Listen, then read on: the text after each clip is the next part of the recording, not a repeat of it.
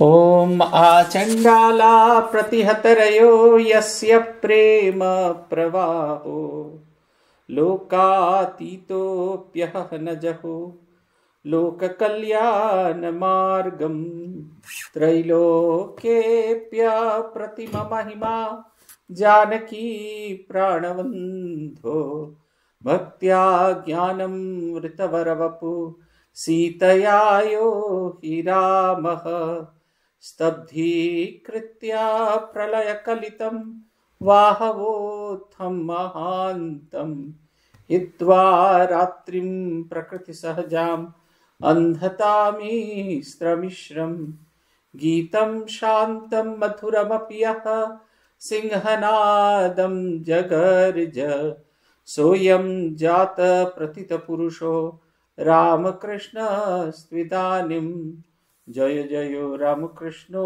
वंशकल्पोतरु जय जयो भगवान् जगतेर गुरु जय जयो गुरुमाता जगतो जननी रामकृष्ण भक्तिदात्री चैतन्यदायिनी जय जय रामकृष्ण इष्ट गोष्ठीगण সবার চরণ রেণু মাগে এ অধম। শ্রী ভগবানের অশেষ কৃপায় আবার আমরা সমবেত হয়েছি শ্রী শ্রী রামকৃষ্ণ পুঁথি থেকে পাঠ এবং আলোচনার উদ্দেশ্য নিয়ে।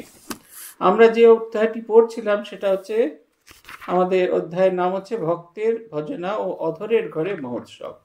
এই অধরের ঘরে মহোৎসব এই অংশে আমরা এসে পৌঁছেছি। অধর সেনের বাড়িতে ডেপুটি ম্যাজিস্ট্রেট এসেছেন বঙ্কিমচন্দ্র চট্টোপাধ্যায়। সেটা সেদিনকে যে অংশটা উল্লেখ করেছিলাম সেইটা। বঙ্কিম চট্টোপাধ্যায় ঠাকুরকে খানিকটা উপেক্ষার দৃষ্টি দিয়ে দেখেছিলেন। কথামৃত হয়ে ঠাকুর এই ঘটনাটি নিজের মুখে বর্ণনা করেছেন। শ্রীরামকৃষ্ণ বলছেন, বঙ্কিম তোমাদের একজন পণ্ডিত। বঙ্কিমের সঙ্গে পাদটিকায় দেওয়া আছে, বঙ্কিমে কলিকাতার বেনেটলা নিবাসী ডেপুটি ম্যাজিস্ট্রেট পরম ভক্ত অধরলাল সেনের বাটিতে শ্রীযুক্ত বঙ্কিম চট্টোপাধ্যায়ের সহিত শ্রী শ্রী পরমহংসদেবের দেখা হয়েছিল। বঙ্কিমবাবু এই একবারই মাত্র তাহাকে দর্শন করিয়াছিলেন। বলছেন শ্রীরামকৃষ্ণ বলছেন, বঙ্কিম তোমাদের একজন পণ্ডিত। বঙ্কিমের সঙ্গে দেখা হয়েছিল। আমি জিজ্ঞেস করলুম মানুষের কর্তব্য কি? তা বলে আহার, নিদ্রা আর মৈথুন। এই সকল কথাবার্তা শুনে আমার ঘৃণা হলো। বললুম যে তোমার এ কিরকম কথা? তুমি তো বড় ছেঁচড়া। যা সব রাত দিন চিন্তা করছো, কাজ করছো, তাই আবার মুখ দিয়ে বেরুচ্ছে। মূলো খেলেই মূলোর ঢেঁকুর উঠে। তারপর অনেক ঈশ্বরীয় কথা হলো, ঘরে সংকীর্তন হলো, আমি আবার নাচলুম। তখন বলে, মশায় আমাদের ওখানে একবার যাবেন। আমি বললুম সে ঈশ্বরের ইচ্ছায়। তখন বলে, আমাদের সেখানেও ভক্ত আছে, দেখবেন। আমি হাসতে লাগলুম আর বললুম, কিরকম ভক্ত আছে? গোপাল গোপাল যারা বলেছিল সেই রকম ভক্ত নাকি? এইবারে ঠাকুর সেই বিখ্যাত গল্পটি বললেন। ডাক্তার বলছেন, গোপাল গোপাল ব্যাপারটা কি? শ্রীরামকৃষ্ণ সহাস্যে একটি শ্যাকরার দোকান ছিল। বড় ভক্ত, পরম বৈষ্ণব, গলায় মালা, কপালে তিলক, হস্তে হরিনামের মালা। সকলে বিশ্বাস করে ওই দোকানে আসে, ভাবে এরা পরম ভক্ত, কখনো ঠকাতে পারে না। একদল খদ্দের এলে দেখতো কোনো কারিগর বলছে কে সব কে সব, আরেকজন কারিগর খানিক পরে বলছে গো পালো গো পালো, আবার খানিকক্ষণ পরে একজন কারিগর বলছে হরি হরি, আবার কে বলছে হর হর। কাজী কাজী এত ভগবানের নাম দেখে খরিদ্দার সব সহজেই মনে করত এ শ্যাকরা অতি উত্তম লোক। কিন্তু ব্যাপারটা কি জানো? যে বলল কে সব তার মনের ভাব এসব খদ্দের কে। যে বলল গোপাল ও গোপাল তার অর্থ যে আমি এদের চেয়ে দেখলুম এরা গরুর পাল, হাস্য। যে বলে হরি হরি তার অর্থ যে যদি গরুর পাল তবে হরি অর্থাৎ হরণ করি, হাস্য। যে বলল হর হর তার মানে এই তবে হরণ করো, এরা তো গরুর পাল, হাস্য। এই হচ্ছে কথা। বঙ্কিমচন্দ্র চট্টোপাধ্যায়ের সঙ্গে দেখা হওয়ার গল্প ঠাকুর নিজে মুখে বলেছিলেন। 26শে অক্টোবর 1885 খ্রিস্টাব্দ শ্যামপুকুর বাটিতে ভক্ত সঙ্গে ঠাকুর এই ঘটনাটির কথা বলেছিলেন, যেটি আগের দিন আমরা উল্লেখ করেছিলাম। ঠাকুর বলেছিলেন মূলো খেলে মূলোর ঢেকুর উঠবেই। এ তো মূলোর সিজন এসে গেছে, এখন মা ঠাকুরুনকে দেখলেই সবাই মূলো দিয়ে পুজো দেবে পৌষকালিতে, মাকে পুজো দেবে। আসলে পৌষ মাসে পরে আর মূলো খেতে নেই, তাতে শারীরিক অসুবিধা হয়। লোককে যদি বলা হয় তারা ভাববে যে না না এরকম কিছু নয়, কারণ আমাদের মধ্যে বেশিরভাগ তো অনেকে ডাক্তার ইঞ্জিনিয়ার আছে, কিন্তু ওষুধ খেলে এই সময় গ্যাস হয় এবং তার থেকে কার্ডিয়াক অ্যারেস্ট হওয়ার সম্ভাবনা থাকে। সেই কারণে জগন্মাতাকে এই সময় মূলা হাতে দর্শন করতে, মা সমস্ত বিষ হরণ করেন, সেই কারণে জগন্মাতাকে দর্শন করার জন্য এই মূলো নিয়ে আসতে হয়, এরকম বলা হয়ে থাকে। তা সেই বলছেন তিনি যে মূলো খেলে যেরকম মূলো ঢেকুর ওঠে, সেই রকম যে বিষয় নিয়ে তোমরা চর্চা করছো সেই বিষয়তেই চলে আসবে। আপনারা দেখবেন, মনে আছে কিনা জানি না, আগের দিন কথামৃতে আলোচনা করছিলাম, মাস্টারমশাই নরেন্দ্রনাথ এবং আরেকজন হাজরা, এরা তিনজন মিলে বর্তমান শিক্ষা পদ্ধতি এবং সেইখানে যে শিক্ষা ছাত্রদের মনের বা জীবনের অবনমন হচ্ছে সেই নিয়ে কথা হচ্ছিল। ঠাকুর সেইখানে এসে অত্যন্ত ধমক দিলেন, বললেন এই সমস্ত জায়গায় এইসব কথা আলোচনা করা উচিত নয়। বিশেষ করে বেশি করে ধমক দিলেন মাস্টারমশাইকে, তুমি এদের মধ্যে বয়সে বড়। কত বড়? নরেনের বয়স 18-19, মাস্টারমশাইয়ের বয়স 27-28। বলছে তুমি এদের মধ্যে উমেরে বড়, বয়সে বড়, তোমারই উচিত এই জাতীয় আলোচনা না হওয়া।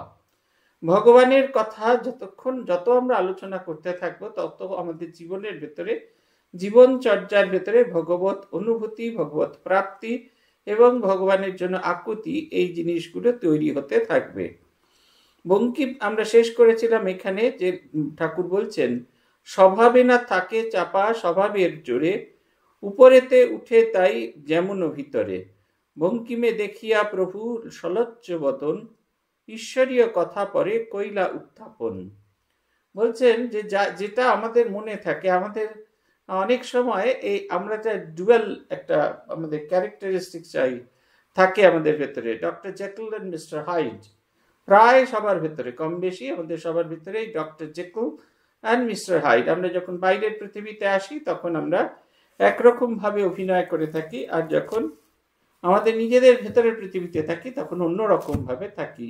এ তো আমরা দিবানিশি দেখতে পাচ্ছি, এবং অনলাইন ক্লাস আমাদের জন্য এটা খুব ভালো জিনিস, জানেন তো, যারা ক্যামেরা খুলে রাখেন আমরা তাদের দেখতে পাই, দেখতে পাওয়াটা খুব জরুরি। দেখতে পাই কিভাবে না, ইন দেয়ার ওন প্লেস, তারা যেখানে আছে সেইখানে তাদের দেখতে পাই। আপনারা যেমন আমাকে দেখতে পান ইন মাই ওন প্লেস, আপনাকে দেখতে পাই ইন ইয়োর ওন প্লেস। সেই কারণে আপনাদেরকে সম্পর্কে বা আমাদের সম্পর্কে পরস্পরের যে ভেতরের ভাব সেটি বোঝা যায়।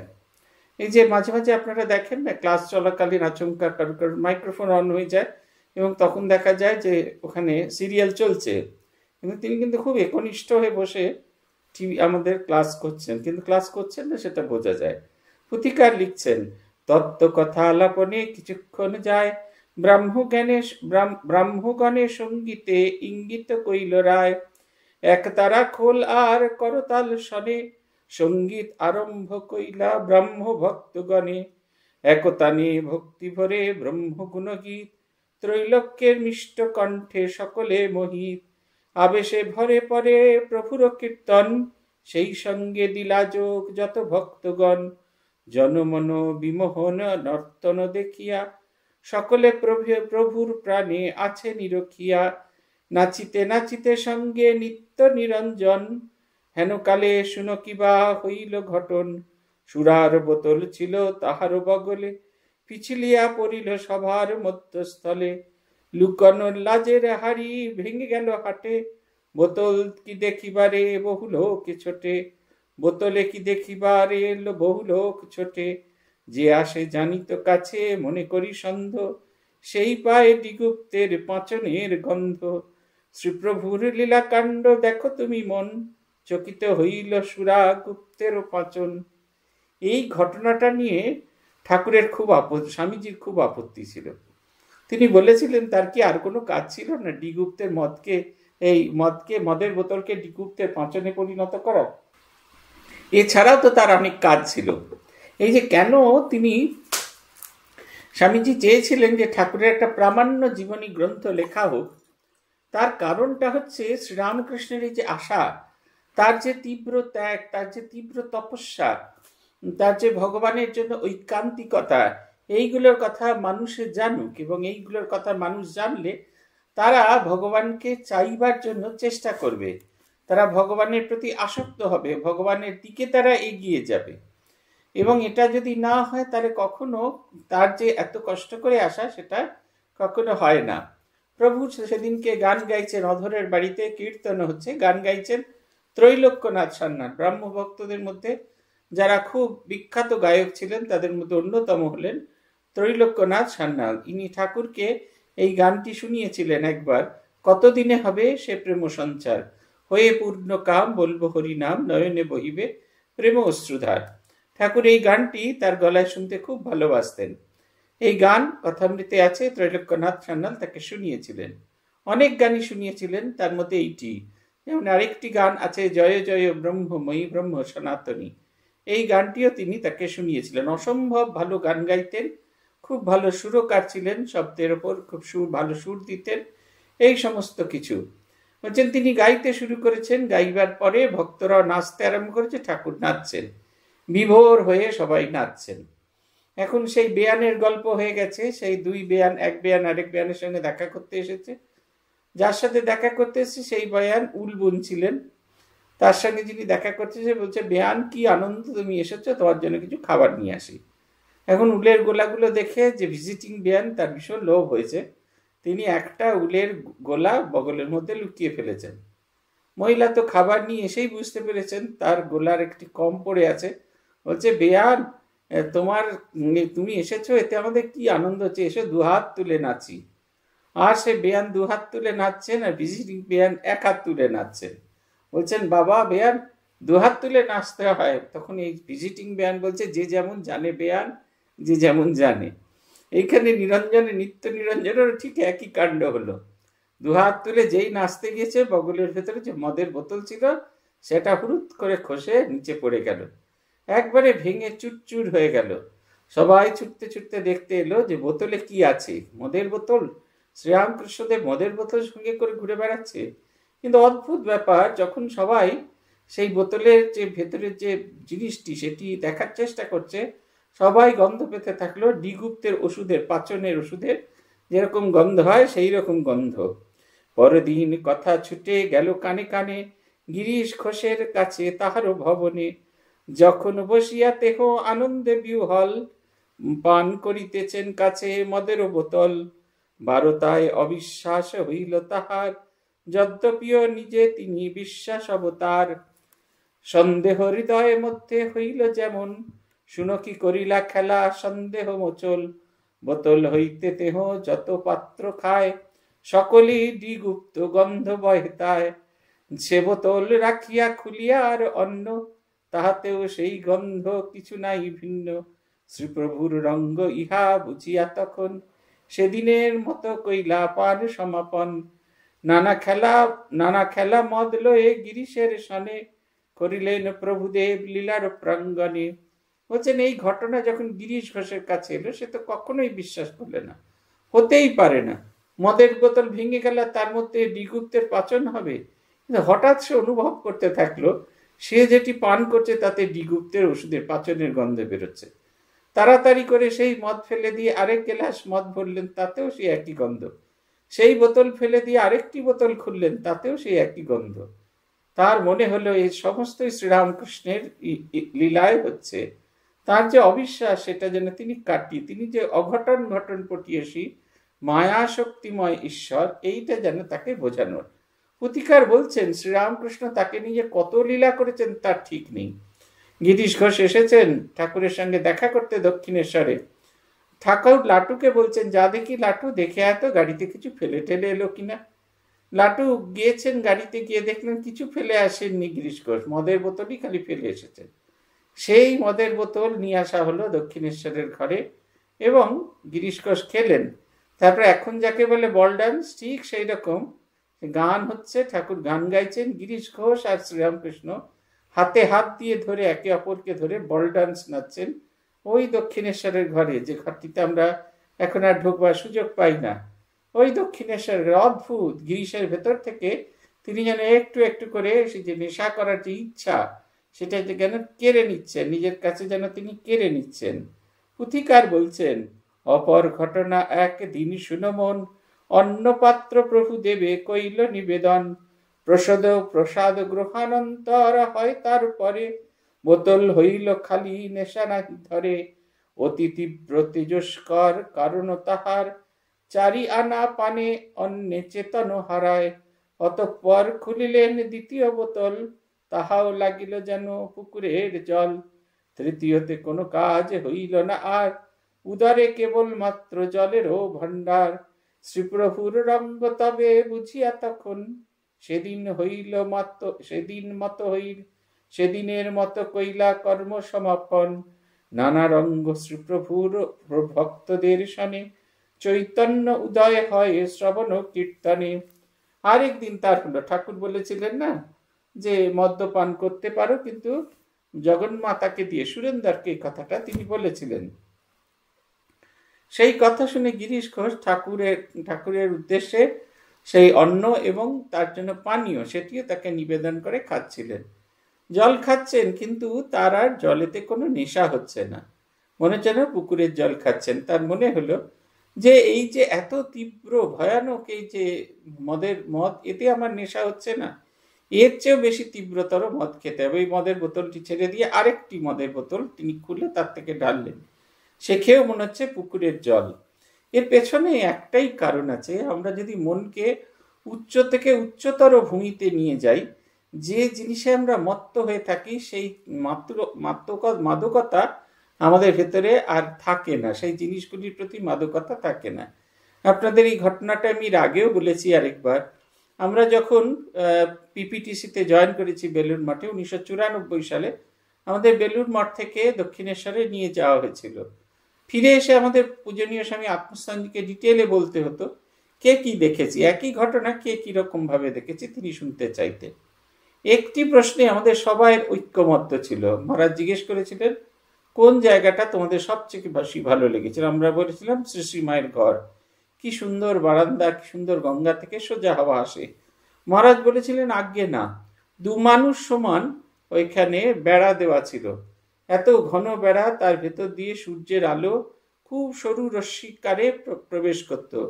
মা যতদিন ছিলেন কুপি জ্বালিয়ে সারাদিন তার সময় কাটত। তিনি রান্না করতেন কুপি জ্বালিয়ে সমস্ত কিছু। পরবর্তীকালে সেই ঘরগুলো দেখার অভিজ্ঞতা আপনাদের বলেছিলাম। সেই ঘরগুলো দেখে আমার অদ্ভুত লেগেছিল যে মা কি করে এইখানে থাকতেন। আমরা তপস্যার কথা বলি, মা এইরকম তপস্যা করেছিলেন সারাটা জীবন। পূজনীয় আত্মস্থানন্দজি মহারাজ আমাদের একটি ভারী সুন্দর কথা বলেছিলেন, জীবনের সুরটাকে যদি একটু উঁচু তানে বাঁধা যায়, তাহলে যে সমস্ত জাগতিক বিষয়বস্তু সেইটার জন্য আমরা এত পাগল হয়ে পড়ছি, তার প্রতি আমাদের আর আকর্ষণ থাকে না, সেগুলো আমাদেরকে আর সেইভাবে স্পর্শ করে না। এই কথাটা তিনি আমাদের বলেছিলেন। এই যে যে জিনিসগুলোকে পাওয়ার জন্য আমরা পাগল হয়ে যাই, নাম যশ টাকা করি, সমস্ত জিনিসগুলোকে পাওয়ার জন্য আমরা পাগল হয়ে যাই, যদি আমরা উচ্চতর বিষয়ে জীবনকে আমাদের সুরকে বাঁধতে পারি, ঈশ্বরীয় চিন্তা, ঈশ্বরীয় ভাবনা বা তার চেয়েও যদি কিছু ঈশ্বরের সঙ্গে একীভূত হয়ে যাওয়ার কথা যদি ভাবতে পারি, তাহলে এইটাই হবে। তাহলে এই যে জীবনের এই যে টাকা পয়সা মান যশ, যেগুলো যে নেশাগুলোর জন্য আমরা ছুটাছুটি করে চলেছি, সেগুলোর প্রতি আমাদের অত তীব্র আকর্ষণ হবে না। গিরিশ ঘোষের এই নেশা, এটা একটা জাস্ট একটা কাল্পনিক গল্প, এটা একটা কেবলমাত্র একটা উপমা। এই উপমা আমাদের বলে যে এরকম করে যদি মনটি উঁচু সুরে বাঁধা যায়, তার চেয়ে ডিগ্রেডের জিনিস সেগুলো আর ভালো লাগে না। আমরা যারা রোজ দুধ খেতাম, তারা যখন ক্ষীর খেতাম, সেই ক্ষীরের প্রতি আমাদের আকর্ষণ থাকতো। আমরা রামহরিপুর গেছিলাম, সেইখানে ঠাকুরকে রাত্রিবেলা সব জায়গায় দেখি সুজির পায়েস দেওয়া হয়। আমরা যখন প্রথমবার যাই তখন একটা ভালো সুন্দর জিনিস খেয়েছিলাম, সেটা হচ্ছে ক্ষীর। দুধ মেরে মেরে ক্ষীর তৈরি করে সেটা ঠাকুরকে দেওয়া হয়, তার থেকে সবাইকে একটু একটু করে দেওয়া হয়, সব ছেলেদের সাধুদের একটু একটু করে দেওয়া হয়।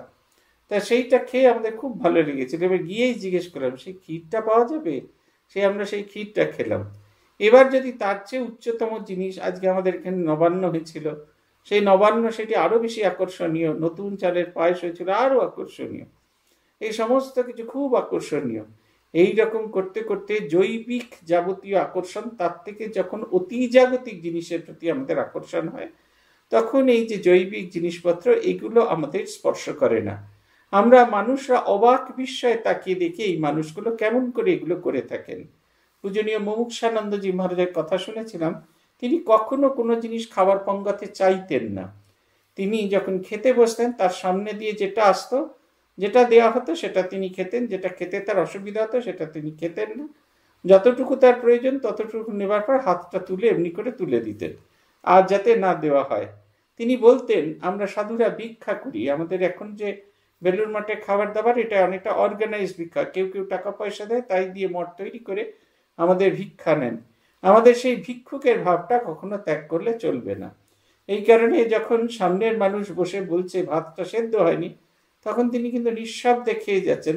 তার কারণ হচ্ছে তিনি তার মনটাকে আরো উঁচুতে বেঁধে দিয়েছেন। ঠাকুরের প্রসাদ তিনি গ্রহণ করছেন। ভগবান যদি এই প্রসাদ গ্রহণ করে থাকতে পারেন তাহলে ভগবান যদি খাদ্য গ্রহণ করে থাকতে পারেন তাহলে এই প্রসাদ আমার খেতে কোনো অসুবিধে নেই।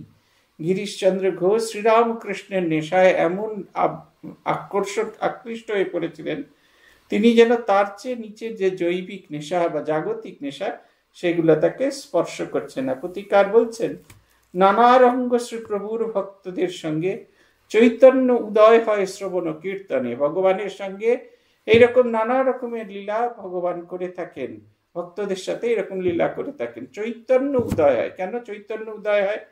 সেই ঘটনাগুলি দেখলে আমাদের মনের ভেতরে অনেক সংশয় দূরীভূত হয়। আমরা যে যে জিনিসগুলো আমাদের ভেতরে হয় যেগুলো কাউকে বলতে পারি না, সেই সংশয়গুলো একটু একটু করে দূরীভূত হয়ে যায়। তাই বলছেন, এবং দূরীভূত হলেই অন্ধকার যেরকম চলে গেলে আলোকিত হয় হৃদয়, ঠিক সেই রকম অচৈতন্যতা চলে গেলে আমাদের ভেতরে চৈতন্যের জাগরণ হয়। আমরা নতুন অধ্যায় পড়ব, বিচিত্র ঠাকুরের বিচিত্র লীলা। প্রথম অংশটি এটি একেবারে শ্রীরামকৃষ্ণের সম্পর্কে বলা রয়েছে। এটা খানিকটা তত্ত্ব জিনিস, এটা আপনারা একটুখানি মন দিয়ে শোনার চেষ্টা করবেন।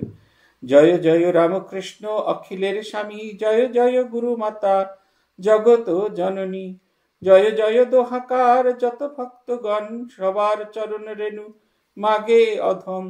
অজ্ঞান তমসাচ্ছন্ন দৃষ্টি শক্তিহীন, দারুণ অবিদ্যা শক্তি বুদ্ধি পরীক্ষীণ, দেহ সরোবর স্থিত মনোরূপ জল, বাসনা পবন বেগে সতত চঞ্চল, আঁকিতে মহতি লীলা না পাই উপায়, অসাধ্য সাধন সাধে পড়িয়াছি দায়। ভক্ত বাঞ্ছা কল্পতরু তুমি ভাবেশ্বর, দয়াময় রামকৃষ্ণ লীলার সাগর, লীলাময় লীলা প্রিয় লীলার ঠাকুর, বিঘ্ন বাধা কিঙ্করের সব কর দূর। পুতিকার প্রার্থনা করছেন। এই গৌরচন্দ্রিকায় তিনি বলছেন, অজ্ঞান তমসাচ্ছন্ন দৃষ্টি শক্তিহীন, দারুণ অবিদ্যা শক্তি বুদ্ধি পরীক্ষীণ, দেহ সরোবর স্থিত মনোরূপ জল, বাসনা পবন বেগে সতত চঞ্চল। বলছে আমরা ভগবানের যে লীলা সেটিকে আমরা আমাদের মনের ভেতরে গাঁথতে পারি না। তার কারণ হচ্ছে অজ্ঞান তমসাচ্ছন্ন এবং দৃষ্টি শক্তিহীন। আমাদের সঙ্গে অজ্ঞানের অন্ধকার যেন রয়ে আছে, যেরকম কুয়াশা। আজ বলছিলাম যে ঠাকুরের গর্ভমন্দির থেকে গেট অব্দি দেখা যায়, কিন্তু গেটের পরে কি আছে, কি সিঁড়ি আছে কিনা কিচ্ছু দেখা যাচ্ছে না। গেটের পর থেকে ঘন কুয়াশা। আমরা যদি দরজা জানলাগুলো সব খুলে দিতে পারতাম নাট মন্দিরে, তাহলে দেখা যেত মন্দির জুড়েই এই কুয়াশা আছে। যেহেতু জানলা দরজাগুলো বন্ধ করা আছে, প্রতিহত করা আছে, তাই ওইসব জায়গায় কুয়াশাগুলো ঢুকতে পারছে না। আমাদের জীবনের আমরা সব আমাদের জানলা দরজাগুলো খুলে রেখেছি, সেই কারণে অন্ধকার চতুর্দিক থেকে ঢুকতে আরম্ভ করেছে। ছোট্ট একটা প্রদীপ জ্বালিয়ে এগিয়ে চলার চেষ্টা করছি, কিন্তু আমার যে চতুর্দিকে আমার বাইরের যে আলো সেটাকে জ্বালাতে পারছি না, এবং বাইরের যে আলো সেটা জ্বালাতে পারছি না বলেই অন্ধকার রাস্তা আমরা পেরোতে পারছি না। যেরকম এই যে অনেক জায়গায় আপনারা দেখবেন রাস্তায় আলো থাকে না, কিন্তু আপনার গাড়িতে যে আলো থাকে সেই আলো দিয়ে আপনি রাস্তার অন্ধকারকে কেটে এগিয়ে যেতে পারেন। আমরা আমাদের জীবনের পাড়ে পৌঁছতে পারি না, তার কারণ হচ্ছে আমাদের মনে অজ্ঞান এবং তমসাচ্ছন্ন এবং অজ্ঞান ও তমসা অন্ধকার দিয়ে আচ্ছন্ন হয়ে আছে। দারুণ অবিদ্যা শক্তি এবং বুদ্ধি পরীক্ষীণ। বলছেন যে আমাদের বুদ্ধি শক্তি মানে ধারণা করার ক্ষমতাটা খুব অল্প। আর অবিদ্যা শক্তিতে আমাদের এমনভাবে রেখে রয়েছে, কামনা বাসনা আমাদের এমনভাবে জড়িয়ে রেখেছে যে আমরা তার থেকে বেরিয়ে যেতে পারছি না। আমাদের হৃদয়ের যে মনোরূপ জল আছে সেটায় সবসময় ঢেউ উঠছে, সবসময় যে জলে ঢেউ ওঠে সেই জলে আর আমাদের মুখের ছবি দেখা যায় না। আপনারা যদি জলে আপনার মুখ দেখতে চান তাহলে জলকে স্থির করতে হবে। ঠিক সেই রকম কামনা বাসনার যে নানা রকম পবন, সে আমাদের দেহস্থিত যে সরোবর তার জলকে উথাল পাথাল করে দেয়, এবং জলকে যখন উথাল পাথাল করে সেই যে সবসময় চলমান যে জল সেটা স্থির হতে পারছে না বলে তাতে আমি আমাকে দেখতে পাচ্ছি না, এবং যতক্ষণ না আমি আমাকে দেখতে পাবো আমি আমার ভেতরে ত্রুটিগুলো খুঁজে পাবো না, এবং যতক্ষণ না আমি আমার ভেতরে ত্রুটিগুলো খুঁজে পাবো না ততক্ষণ আমি নিজেকে ত্রুটি মুক্ত করতে পারবো না। এই কারণে নিজেকে দেখাটা খুব জরুরি। বলছেন, আঁকিতে মহতি লীলা না পাই উপায়, অসাধ্য সাধন সাধে পড়িয়াছি দায়। আমার মনের অবস্থা এইরকম, যেহেতু আমার হৃদয়ে আমার যে ভেতরটা শান্ত হতে পারছে না, তাই ভগবানের লীলা হচ্ছে কিন্তু আমি সেটার পুনরাভিনয় দেখতে পাচ্ছি না। যখন কেউ লেখেন তখন সে কেমন করে লেখে না, কল্পনা শক্তি দিয়ে হৃদয় দিয়ে সেটা অনুভব করে, অনুভব করার পর সেটা লিখতে পারে। তার ভেতরে যদি উত্তেজনা থাকে, তার ভেতরে যদি নানা রকম অশান্তি থাকে, তাহলে যে রিক্রিয়েট করা, যেটা নতুন করে তৈরি করা, সেটা কিন্তু আর সম্ভব হয় না। তাই প্রার্থনা করছেন, লীলাময় লীলা ঠাকুর, লীলাময় লীলা প্রিয়, লীলার ঠাকুর বিঘ্ন বাধা কিঙ্করের সব করো দূর। বলছেন, দাসের তুমি আমার লীলাময়, তুমি দাসের সমস্ত বাধা দূর করে দাও। সরিয়া শ্রী প্রভুদেব কহি শুনো মন, মহালীলা ঠাকুরের বিচিত্র কথন। বিচিত্র ঠাকুর হেন কখনো না শুনি, যেমন বলিবে তাই সেই রূপ তিনি। জানি না সৃষ্টিতে কেবা এই দেব ছাড়া, যে নামে যে ডাকে তাহে পায়ে সারা। বিচিত্র অদ্ভুত কর্ম ভক্ত জনে জানা, দেখিলেও আজীবন নাহি যায় চেনা। পুথিকার বলছেন,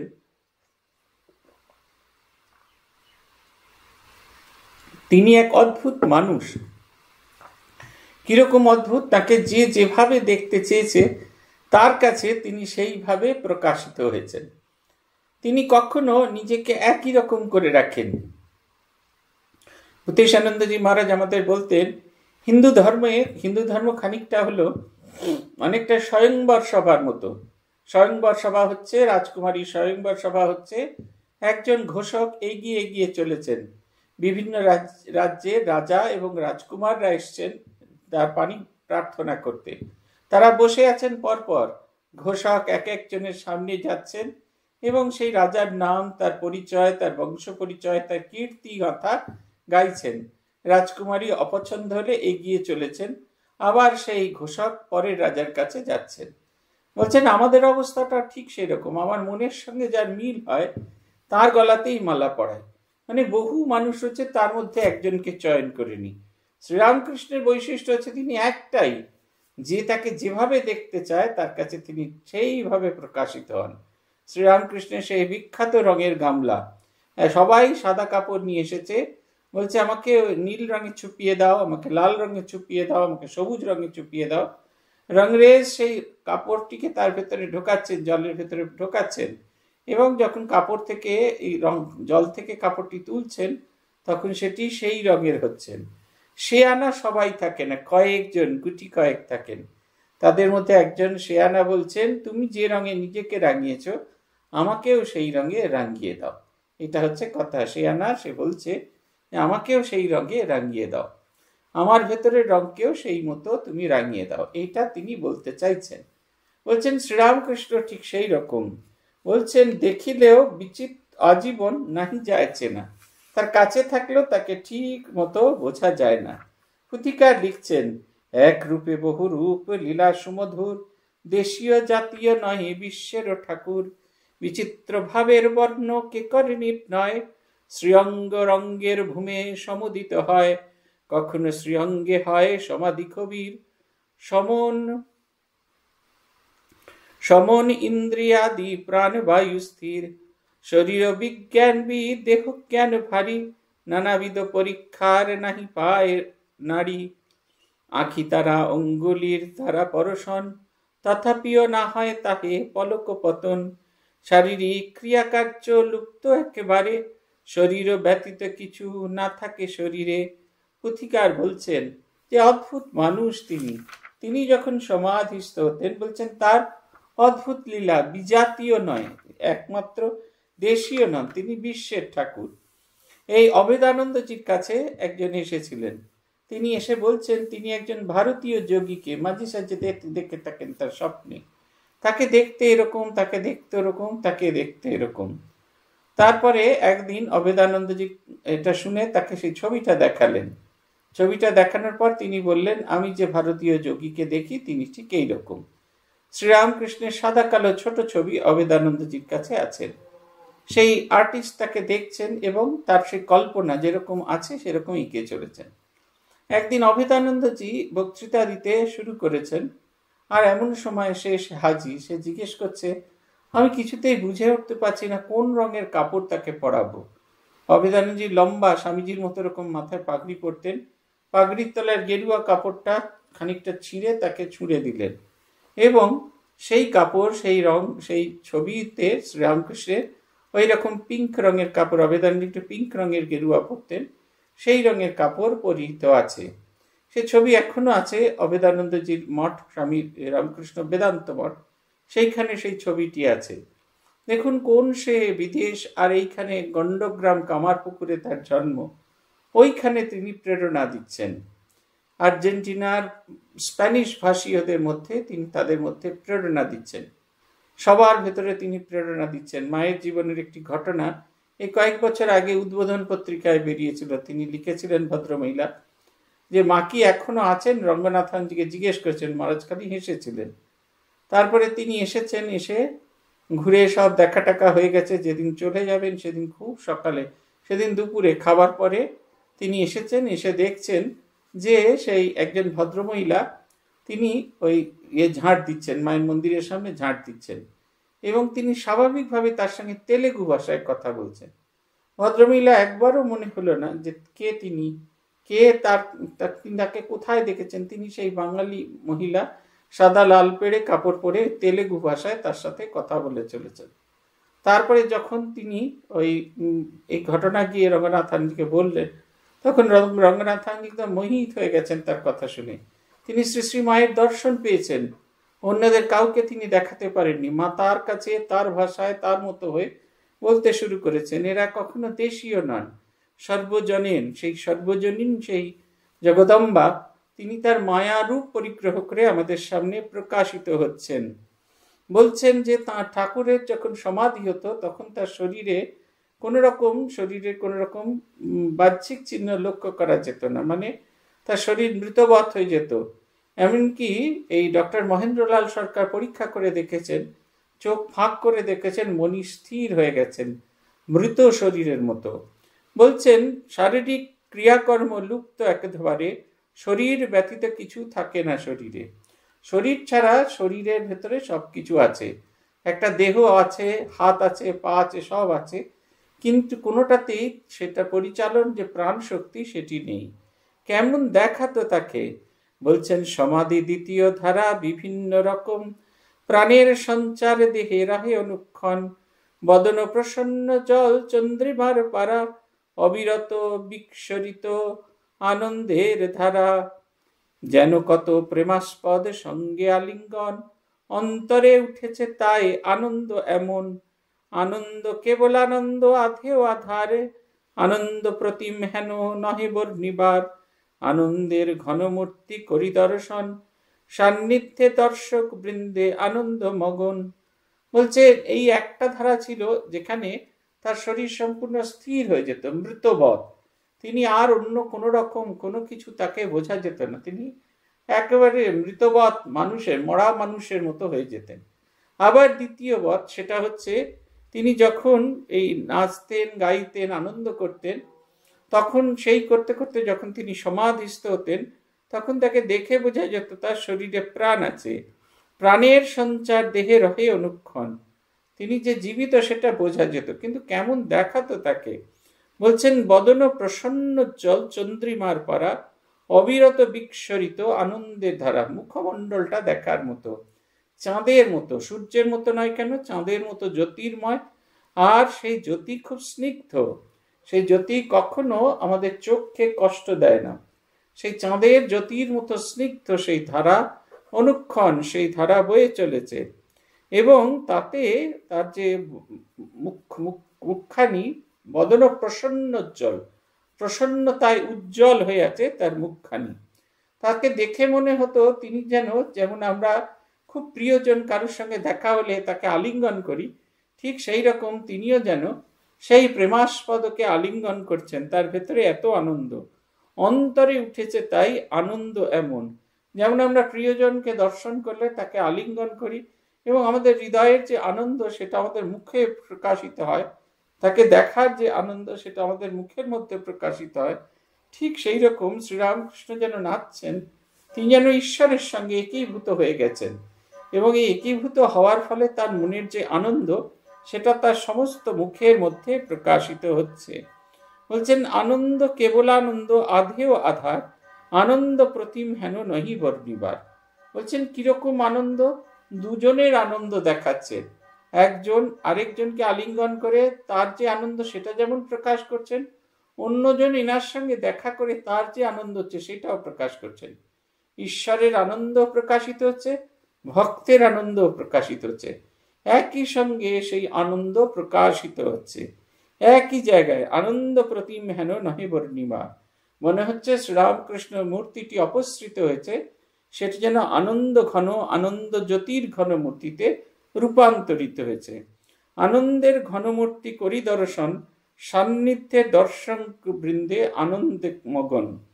বলছেন শুধুমাত্র তিনি আনন্দে নেই, যারা তার সেই আনন্দময় মূর্তিটি দর্শন করছেন তাদের ভেতরেও সেই আনন্দটি সঞ্চারিত হচ্ছে, ধীরে ধীরে সত্য সঞ্চারিত হচ্ছে। আপনারা দেখবেন ঠাকুরের মন্দিরে যখন আমরা যাই তখন ঠাকুরকে দেখলে মনে হয় তিনি যেন ভীষণ আনন্দে মগ্ন হয়ে আছেন, এত আনন্দে মগ্ন হয়ে আছেন মনে হচ্ছে যেন এই জগৎটা যেন মিথ্যা হয়ে গেছে, এবং তাঁর দিকে তাকিয়ে কখন যে আপনি আনন্দে মগ্ন হয়ে যাবেন আপনারা নিজেরাও বুঝতে পারবেন না।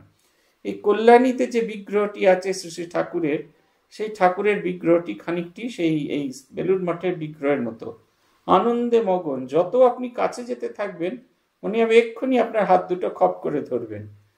বেলুড় মঠের মাকে অত ভালো করে দেখা যায় না বলে বোঝা যায় না, কাছে গেলে বোঝা যাবে, কিন্তু মায়ের বাড়িতে মায়ের যে ছবিটি আছে সেটি এত কাছে, সেখানে বোঝা যায় মা যেন আনন্দে মগ্না হয়ে আছেন। মার কাছে গেলে সেই আনন্দ যেন আপনার ভেতরে সঞ্চারিত হচ্ছে। ঠাকুরকে দেখছেন, সব দেখছেন, শারদানন্দীকে দেখছেন, সবই দেখছেন, মায়ের সামনে দাঁড়ালে যেন এক আনন্দের সঞ্চার হতে আরম্ভ করছে। এটা হচ্ছে আমাদের বৈশিষ্ট্য। ভগবানের বৈশিষ্ট্য হচ্ছে তিনি শুধু নিজে আনন্দে থাকেন না, অন্যের ভেতরে সেই আনন্দ সঞ্চার করে। শ্রী ভগবানের কাছে প্রার্থনা এই সঞ্চারিত আনন্দ যেন আমাদেরকেও স্পর্শ করে এবং আমরাও যেন তার আনন্দে ভরপুর হয়ে থাকি। আজ এই পর্যন্ত। জয় জয় রামকৃষ্ণ বাঞ্ছা কল্প তরু, জয় জয় ভগবান জগতের গুরু, জয় জয় গুরু মাতা জগত জননী, রামকৃষ্ণ ভক্তিদাত্রী চৈতন্য দায়িনী। জয় জয় রামকৃষ্ণ ইষ্ট গোষ্ঠীগণ, সবার চরণ রেণু মাগে এ অধন। ওম শান্তি শান্তি শান্তি। হরি ওম তৎসৎ। শ্রী রামকৃষ্ণার্পণমস্তু।